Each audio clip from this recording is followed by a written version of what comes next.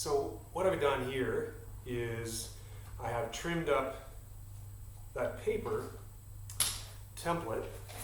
See a little bit easier here. And I have put a square right at the end of the frame here, matched it up to where the mounts are for the end of the frame, and taken the paper template that I generated from the original frame, centered it, clamped it onto the square. And this allowed me to just kind of adjust it across the width here to get it fairly close. And then to make notches right here and here for the shock towers. And then also on this side for the shock towers and the steering box. So that was all kind of roughed in, and again, we'll be checking this a few times over.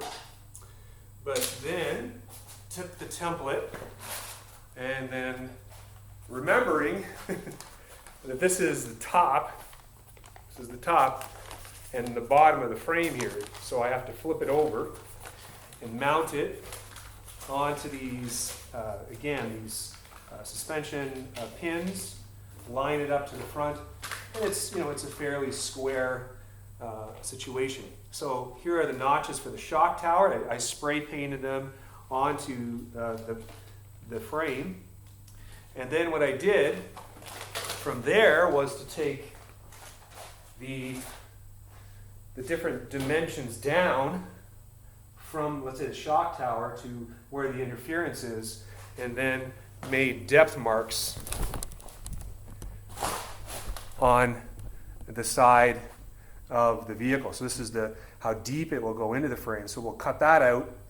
Now you'll notice, of course, there's some frame rot that was under the original suspension mounts with the box frame here.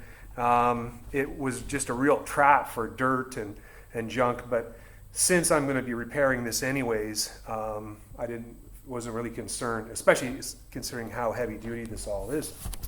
So there you go. That's next step in preparing the 1958 Jaguar MkVII frame to fit onto the 1966 Jaguar 3.8S front suspension. All right.